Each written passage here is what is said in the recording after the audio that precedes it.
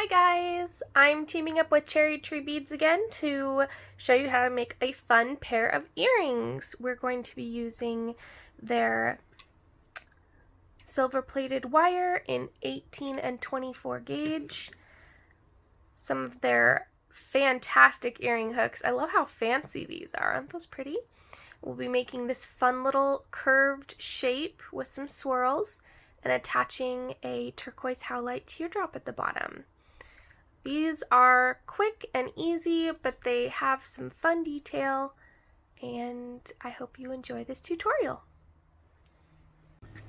Alright, so to start out with, we're going to take 3 inches of this silver wire. I like to straighten it between my fingers just to get it nice and smooth and ready for the design. We're going to cut 3 inches.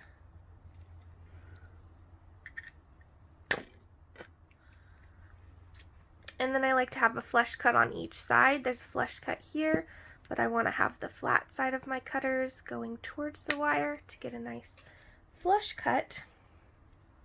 And then you can use something like this, or you can use a pen, whatever size you like. I'm gonna take it, make sure that the wire's centered, crisscross it, and there we are. I kind of like to pull it back a little bit to give it a better shape. And then you want to, whenever you go to make your second earring, you kind of want to have it close by so that you can check and make sure that they line up and they're the same size. And then we're going to curl the ends. So make those little curls. You want to curl away from the crisscross. I think that's the right way to say it. But I'm going to curl in this direction so that the wire follows and goes that way. Because if I tried to curl this way, the wire would stay crisscrossed. So I don't want to curl this wire this way. I want to curl it that way. And it's always harder to do on camera. So grabbing the end with my round nose pliers, and slowly, don't rush this process. So you want to get a really good bend. Should hold it tight enough, but not so tight because you don't want it to damage your wire. Stay in frame. There we are. You can kind of tweak it a little bit too. I like it to be a little bit closer. There we go. Let's do the other one.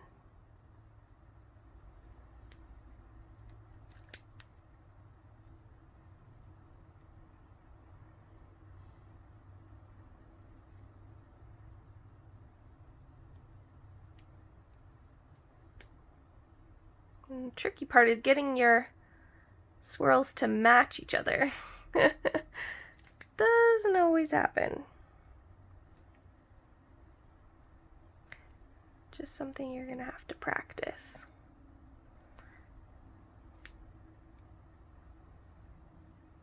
Here we go. That's pretty good. And then we want to take it over, line it up. Hey, look at that. It's matching up pretty good. So now we get to add teardrop bead. To attach the bead, we want to use 24 gauge, and this length isn't quite as important, but you want to make sure that you have enough. So do like 4 or 5 inches would be good.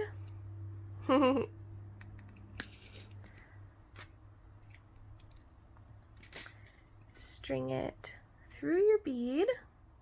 And you kind of want to find beads that are similar in tone and have like similar lines in them. So I usually like to hold up the beads and find two that look really good together. But yeah, once you string it on, you can just bend it up. You want to be careful doing this part with some of those, some of their fancier stone beads. Those can be quite delicate, and you might want to use 26 or 28 gauge if you're doing this project with some of their fancier, more expensive bracelets. Those can be quite delicate, so you want to be very careful with this part. But using these turquoise howlite, they're pretty much indestructible, so you don't have to worry. So it'd probably be good to practice on beads like this. So I'm just taking the wire and crossing it over, pulling it tight with my fingernail, putting little loops. I want to do 3, and you can just kind of tuck the wire back in from your loop and then pull it back this way so that it lays nice and flat. And then I'm going to do the same thing on the other side, but I like to flip it upside down because I feel like that's easier because I'm right-handed. And you want to hold the bead where you want it while you're doing this so that it doesn't creep up and not lay where you want it to. And you want it to be right snug in between your two swirls.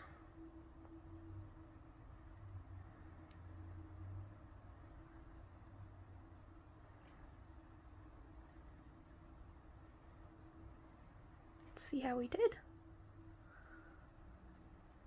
There we go. And I kind of like to take my pliers and squeeze those, whoops, squeeze those together. And there we are. When you cut, again, you want the flat side of your cutters going towards the wire.